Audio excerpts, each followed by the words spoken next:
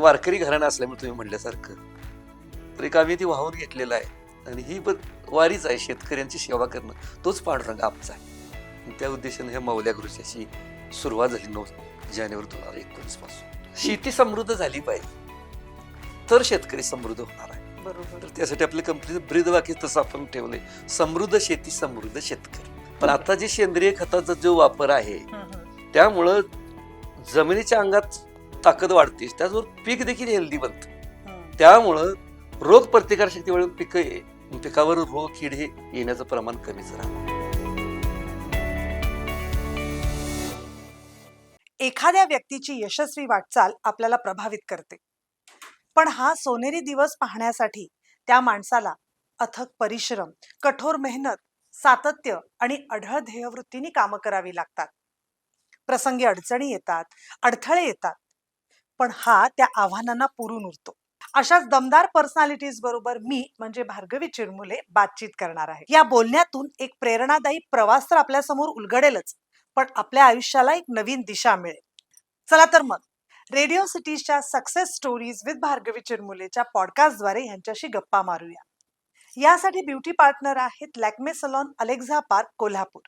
यासाठी clothing partner आहेत सोलापूरकर कापड दुकान, अशोकनगर, निपाणी. आणि याचे व्हेन्यू पार्टनर आहेत lotus banquet and lawn, market yard, Kolhapur.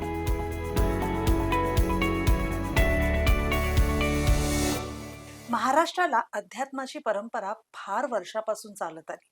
या परंपरेतली प्रमुख धारा आहे ते म्हणजे वारकरी संप्रदाय.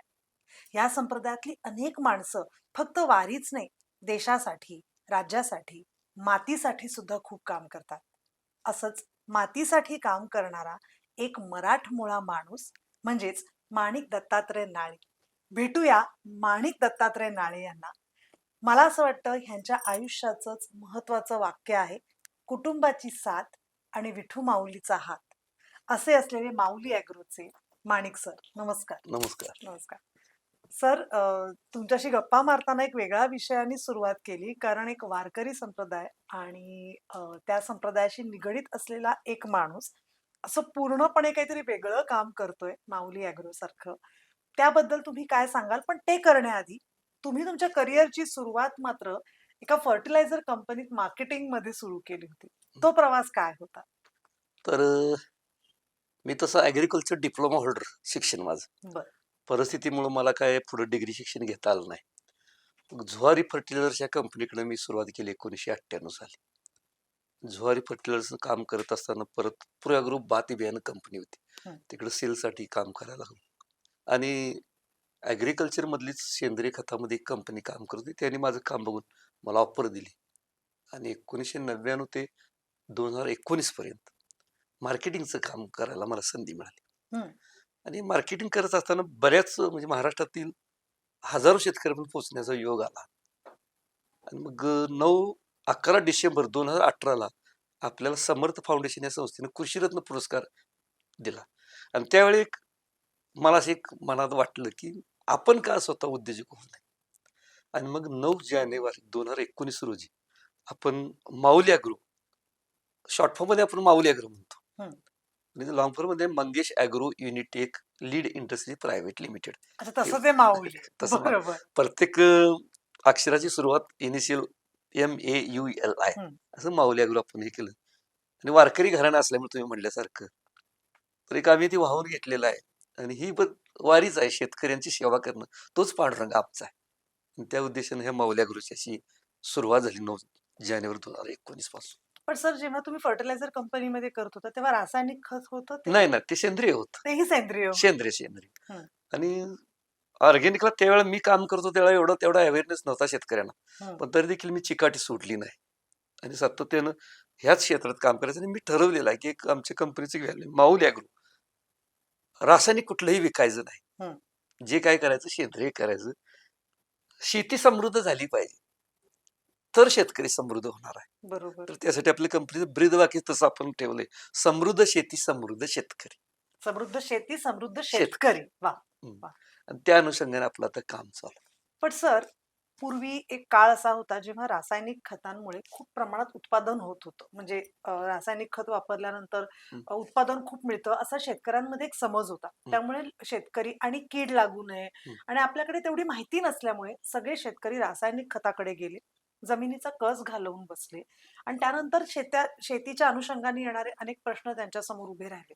पण त्यांना पुन्हा रासायनिक खत सोडून सेंद्रिय किंवा आपण त्याला नैसर्गिक म्हणतो अशा खतांकडे आणणं हा खूप कठीण प्रवास बरं. असणार आहे. अगदी तो बरोबर. तुम्ही कसा पार पाडलात? तर रासायनिक खताचं तुम्ही म्हणताय तसं सुरुवातीला त्यावेळेला ज्याचा मर्यादित वापर होता, हं. त्यावेळेला पिकं बऱ्यापैकी येत होती.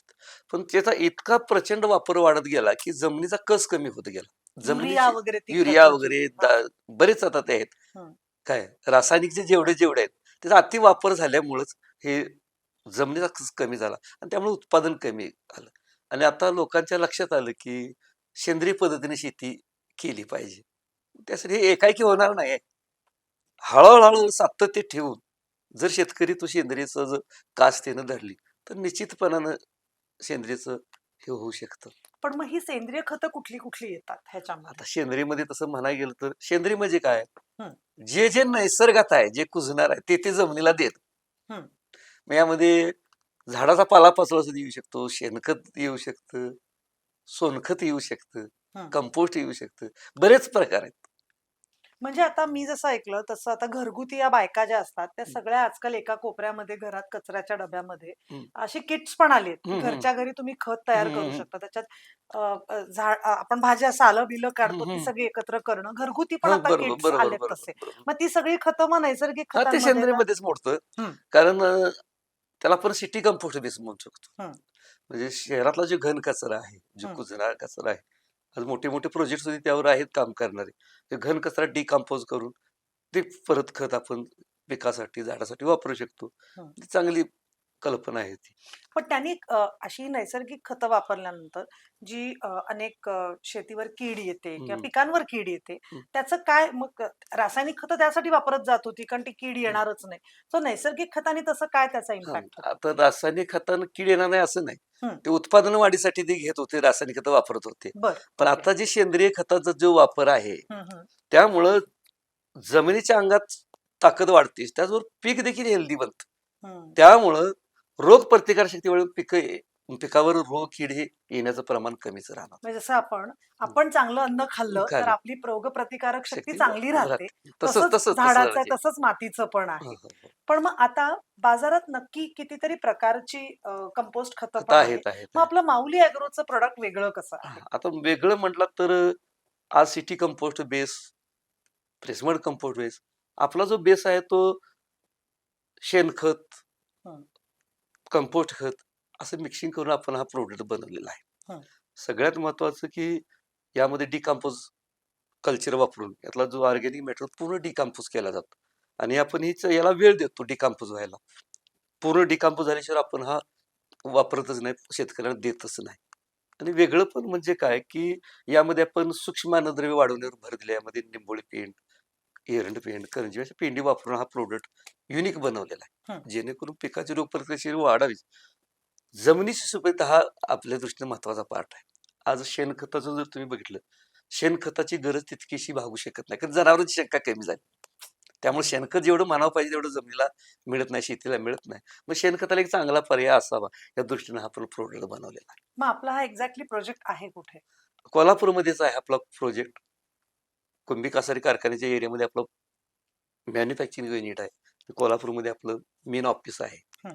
आणि आपला एक्झॅक्टली स्टाफ किती आहे? म्हणजे ऑफिस आणि फॅक्टरीज? आता एकूण तसं पूर्ण वेळ बघाल तर 10 स्टाफ आपल्याकडे आहे पूर्ण वेळ. हं. अर्ध वेळ काम करणारे वेगळे आहेत किंवा वेंडर प्रोसेसवर काम करणारे वेगळे लोक आहेत. एक 25 एक लोकांना आपण रोजगार देतोय रोजगार आम्ही. देतोय आणि आपण. आपला प्लांट किती मोठा आहे तो?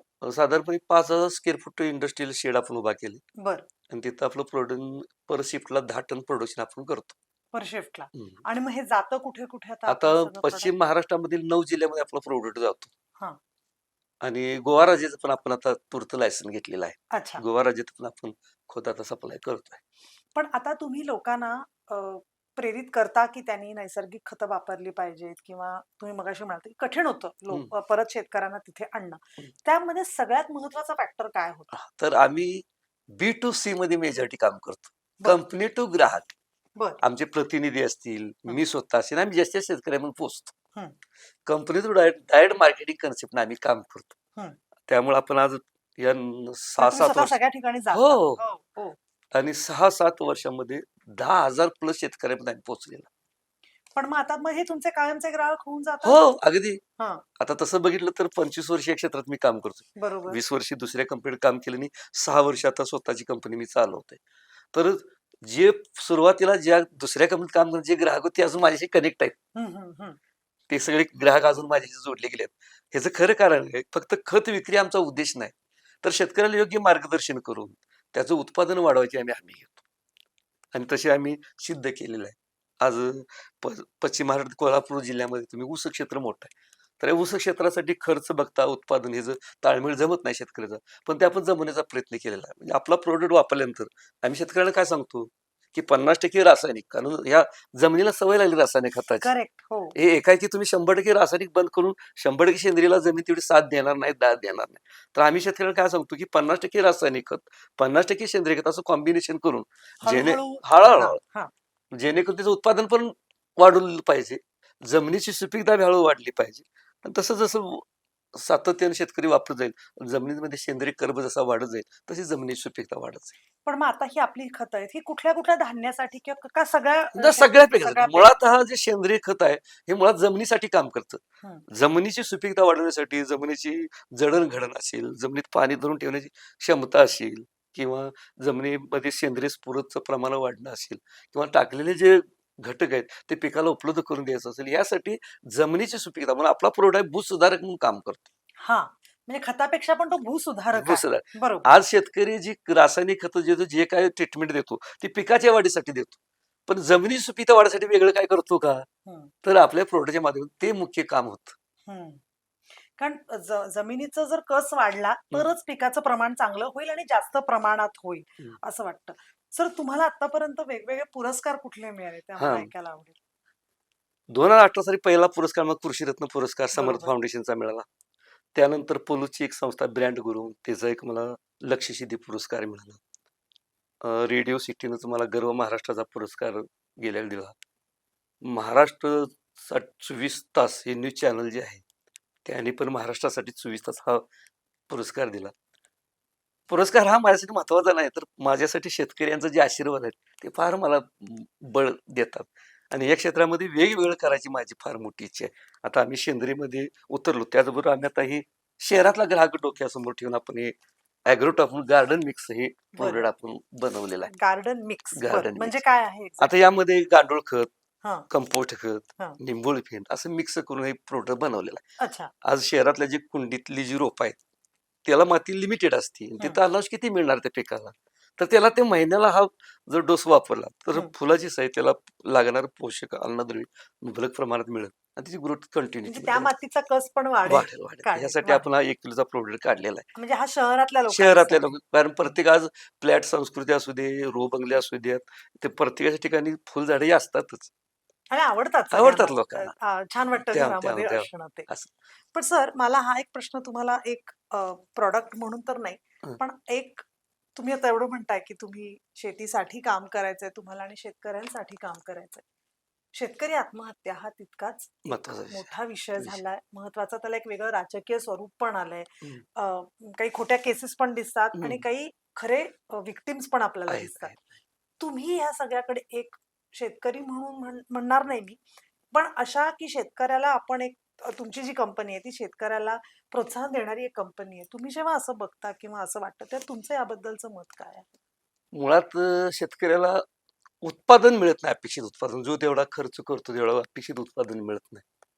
आणि मग हे सगळा ताळमेळ घालताना ती जी सगळी दमछाक होते आणि त्याला त्याचा संसार ह्यातनंच चालवायचा असतो. त्याला काही दुसरा सोर्स नसतो. आणि मग तो ह्या अपेक्षेने बनवत असतो आणि निसर्गाचा बी घाला त्याच्यावर पडतच असतो.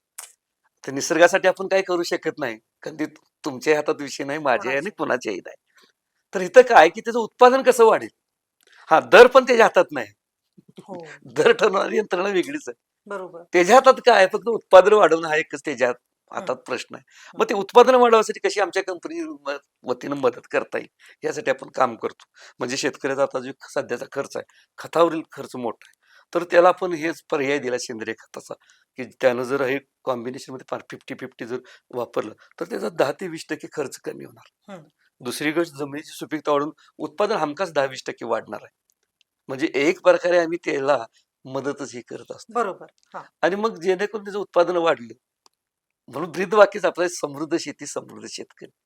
पण तसंच तुमचं एक ब्रीदवाक्य पण आहे, कुटुंबाची साथ आणि विठू माऊलीचा हां, हात. बरोबर तर आहे. तुमच्या कुटुंबाची तुम्हाला कशी साथ लाभते याच्यामध्ये? आता मार्केटिंग क्षेत्रामध्ये तुम्ही बघताय फिरायलाच लागतं बाहेर. बरोबर. माझ्या पत्नीने 20 वर्ष मी मार्केटिंग क्षेत्रात आहे.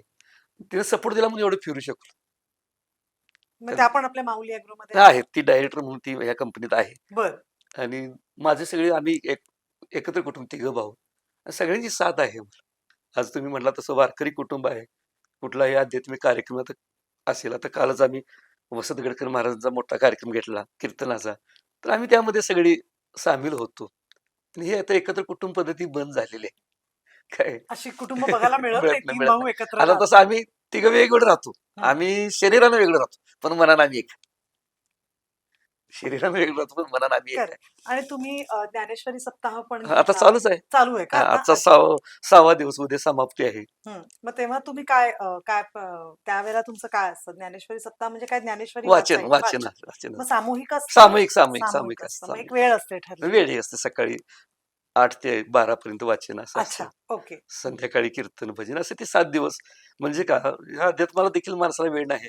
हं. निदान वर्षातून एक 7 दिवस तरी तो वेळ देता यावा हा त्या पाठीमागचा उद्देश असतो. आणि सामूहिक ज्यावेळेला करतो त्यावेळेला ती वेगळी ताकद असते. बरोबर. वैयक्तिक ध्यानापेक्षा सामूहिकाला फार मोठी ताकद असते. पण हीच ताकद तुम्हाला तुमच्या बिझनेससाठी पण उपयोगाला उपयोगी आले येते आले. असं नक्कीच वाटतं. निश्चित, कारण निश्चित, निश्चित. तुम्ही अशा क्षेत्रात काम करता जिथे आता दुर्दैवाने खूप नैराश्य आहे आहे, आहे, आजूबाजूला. आहे. मग काही सधन शेतकरी आहेत. म्हणजे हं. तुम्ही खरं तर बघाल तर हा पट्टा तसा सधन आहे. इथली माती, पाणी सगळंच आहे. पण महाराष्ट्रात असा बराच भाग आहे जो सधन नाही. म्हणजे सधन म्हणजे पैशाकडनं नाही. जमिनीकडनं, जमिनीकडून. भूभाग, हं. पाणी, हवामान सगळंच सगळं, म्हणते मी. सगळ्या गोष्टी. तसा नाहीये. पण अशा क्षेत्रात सुद्धा तुम्ही काम करताय आणि लोकांना एवढी पॉझिटिव्हिटी आणि सकारात्मक ऊर्जा देताय. ती बहुतेक तुम्हाला फक्त माऊलीकडनं मिळाली मिळाले. आणि म्हणूनच ते माऊली ॲग्रो आहे तुमचं. पण भविष्यात तुमचे आता काय प्लॅन्स आहेत? आता भविष्यात म्हणजे काय, की ऑर्गॅनिकमध्येच आपण नॅचरल पोटॅश असेल, निंबोळी पिंड असेल, गांडूळ खत असेल, हे वेगळे. आता आपण एकच प्रोडक्ट घेऊन ॲग्रोटॉप हे सेंद्रिय खत घेऊन एकच प्रोडक्ट घेऊन आपण 5-6 वर्ष मार्केटमध्ये होतो. आता आपण हे कुंडीतल्या रोपांसाठी शहरातलेच लोक असेल, आम्हाला कुंडीतल्या रोपांसाठी काहीतरी द्या. आता आपण असं बरेच, आता माझी मुलगी BSc ॲग्रीच्या लास्ट इयरला शिकते. बरं. ओके. हं. आता तिची पुढच्या महिन्यात ती डिग्री कंप्लीट होईल. आता माझा मुलगा देखील मी हा व्यवसायाच्या दृष्टीने BBA साठी तो फर्स्ट इयर करतोय. बरोबर. मी सेवा केली, माझ्या पुढच्या पिढीने देखील ह्या बळीराजाची सेवा करावी, ही माझी प्रामाणिक इच्छा आहे. पण मग आता आपली कुठली वेगवेगळी खतं आता बाजारात आहेत? आता म्हणजे हे ॲग्रोटॉप ॲग्रोटॉप झालं हे शहरातल्या गार्डनचं लोकांसाठी आणि झालं. बरोबर. ॲग्रोटॉप म्हणून एक 40 किलो पॅकिंगमध्ये जे आता तुम्हाला म्हणलो हं, सेंद्रिय खत, हं, हे कुठल्याही पिकासाठी, जमिनीसाठी काम करतं. कुठलंही पीक असू दे ना. हं. पण मग गांडूळ खत हे वेगळं आहे वेगळा का वेगळा तो पूर्णपणे? प्रोडक्ट आहे. तो वेगळा, ते वेगळं, ते पण आपण करणार आहे. अच्छा, ते आता नाहीये आपल्याकडे. त्यात आता आपल्याकडे आपल्याकडे नाही. कंपोस्ट आणि सिटी कंपोस्ट सिटी आहे हं, आपल्याकडे. ओके. हं. मग गांडूळ खत हे वेगळा प्रकार आहे आहे, हो, पूर्णपणे, हो, पण हो. हा पण सेंद्रिय खतामध्येच. सेंद्रियमध्ये सगळं जे निसर्गाच्या नैसर्गिक घटकापासून जे खत बनवलं त्याला सेंद्रियच खत म्हणतो आपण. अच्छा, अच्छा. मग त्याचा एक वेगळा प्लांट करावा प्लांट लागतो करावा. का? हो. मग तोही तुमचा लवकर काय होईल होणार आहे, होणार आहे. आणि तो होईल आणि तो तुमचा मुलगा आणि तुमची मुलगी मिळून चालवेल अशी हं. त्या माऊली चरणी प्रार्थना. आणि तुमच्या सगळ्या या प्रोजेक्टसाठी आणि तुम्ही शेतकऱ्यांसाठी जे काही करताय त्यासाठी रेडिओ सिटी आणि माझ्याकडनं मनापासून आभार.